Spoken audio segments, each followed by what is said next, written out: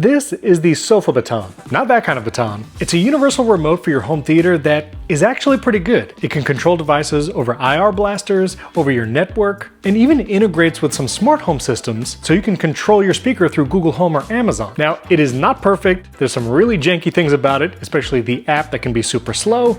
There are some promises like Matter support that has not come to pass yet, but it can also do some cool things like integrate with shortcuts using APIs. So here's why I can't quit universal remotes in 2026, and I actually kind of like this one. So step one, why a universal remote in 2026? While it is true that if you have an Apple TV and you have HDMI CEC on all your devices like your TV and even a receiver, the Apple TV remote might be all you need. You press one button, it turns on the Apple TV, turns on all the other devices, and press the power button on the Apple TV and everything turns off. But you might have a setup like mine. That's a den and receiver and every HDMI input is taken. The PS5 is connected, I have a Nintendo Switch 2, Xbox Series S, plus the Apple TV.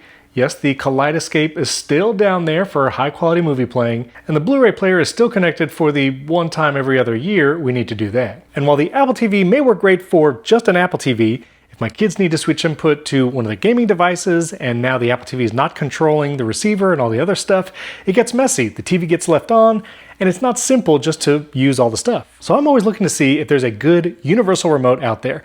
I was a Logitech Harmony user for a long time. I had the hub. I actually still have it connected in my entertainment system. And believe it or not, it still works. If I tapped my Watch Apple TV scenario, there's still my IR blasters hooked up. And even though Harmony is now defunct, the app and everything actually still works. But it doesn't have any modern controls, doesn't integrate with the smart home without weird third-party utilities. And after listening to the version history episode about the Harmony remotes, I heard Sofabaton from Nilay Patel. They make several models and it does all the things you would expect. You can program multiple devices, you could set up activities. This is a touchscreen here at the top, and it has some more powerful features. Now this is the X2 version with the hub and charging base station.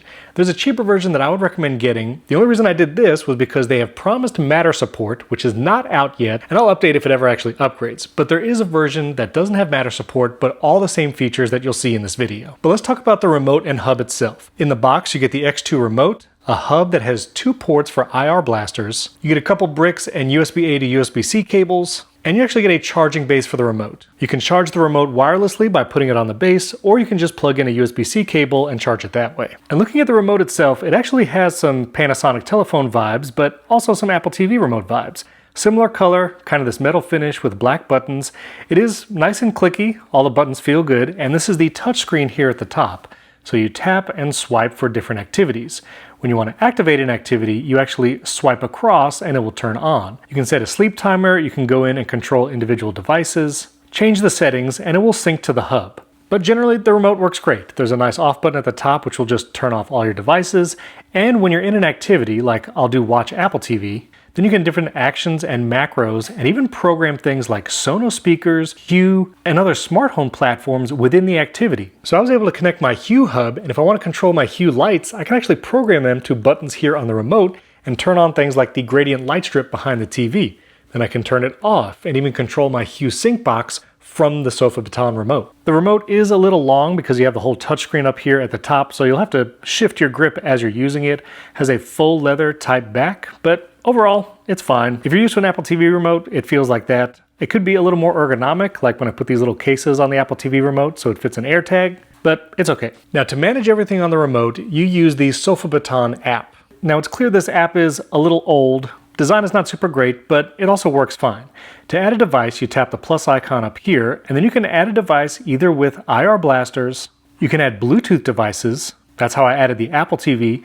You can do Wi-Fi, and that will also work with some home theater models.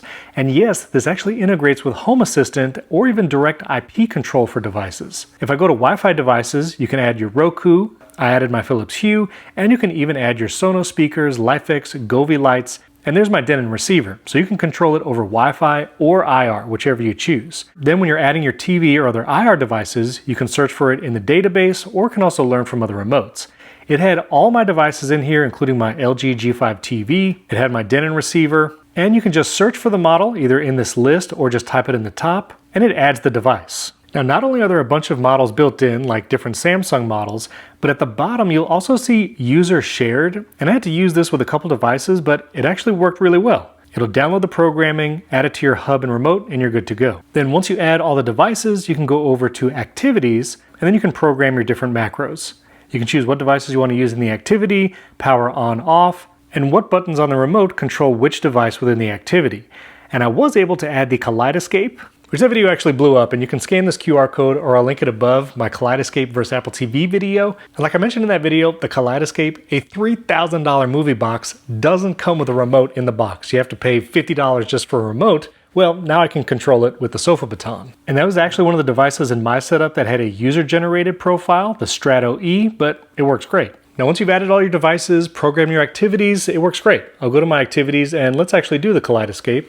I'll swipe over on that activity, turns everything on as you would expect, and there's the horrible Kaleidoscape interface. But I can control it with the Sofabaton remote, and the D-pad will control the Kaleidoscape, the volume buttons will control my Denon receiver, and I can program my hue lights and other things to the custom buttons on the bottom. But let's get to something even cooler, because this integrates with smart home platforms like Google and Amazon. Now, like I mentioned, they have promised Matter support, which then may bring it into Apple Home, but that's not live right now, and apparently in some of the forums and FAQs, this has been promised for several years and not delivered. But serendipitous timing, I just got one of the new Google Home speakers with Gemini, and Google Home will integrate with Sofabaton.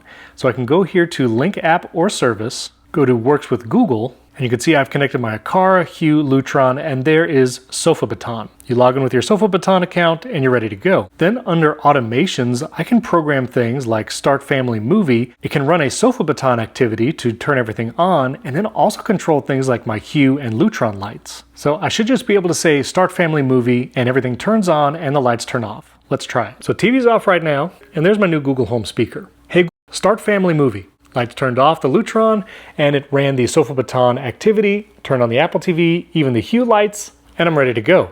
And I also programmed a command to turn everything off. Hey, turn off TV. And now I can turn it off with just my voice. Now, it would be great if Sofabaton brought that Matter support, and maybe I could do that with my HomePods, but there is an API integration that you can use with shortcuts, so then you can plug it into other smart home scenes.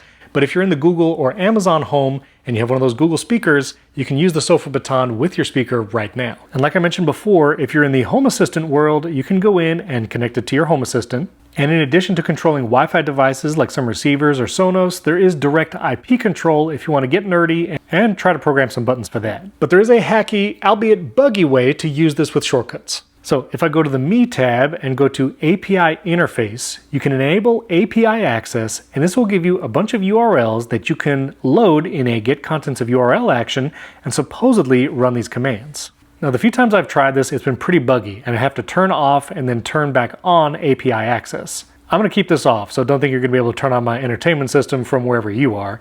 But let's take the Watch Apple TV, I'll copy that link, let's go to Shortcuts, create a new one, and we just need one action, the Get Contents of URL, and I'm going to load that URL here. Now when I run this shortcut, it should run my Apple Watch TV activity. Let's see if this works. To be honest, this has been very hit and miss so far, but I'll tap the play, it's going to run, I'll tap allow on that URL, and is it going to do it? No, it is not. A lot of times I get this error code. Sometimes if I take this URL and just load it in a Safari web page, it'll work. So let's try that. Here's the URL just in a Safari web page. I'll tap go, and that time it worked. I might need to adjust the Get Contents of URL with like a wait action or tell it like a browser expectation. I can also program the shortcut to open the URL in Safari, which that'll be weird. But anyway, it does kind of ish work sometimes. But even without that API access, just having a good universal remote that I can program easily with all my devices with an app on my phone, run activities, turn everything off, the kids can switch to their game systems, I can use the Kaleidoscape now with a good remote, and honestly being able to control from that Google Home speaker over there in the corner, so if my kids leave the TV on, I can just shout to the Air, hey, turn everything off, and it'll do it.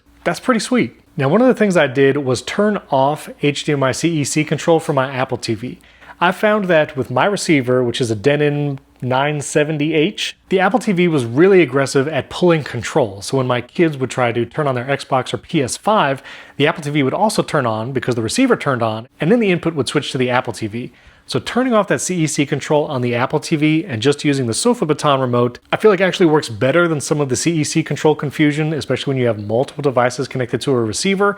So this has solved that. I will say switching to a different activity. So right now I'm on the Kaleidoscape, and if I go over to watch Apple TV, sometimes it works okay. Sometimes it'll turn off the TV because I'm switching activity like it just did. And so I might need to adjust some of those activities so it doesn't power off or toggle power sometimes. But if I go off first, and right now it's a little confused. My TV's on, but no activity is actually active. But I can go here to my Sofabaton, go to my individual devices like my LG TV and turn that off here. And then go back to my activities, swipe over, and then everything will be right for the Watch Apple TV activity.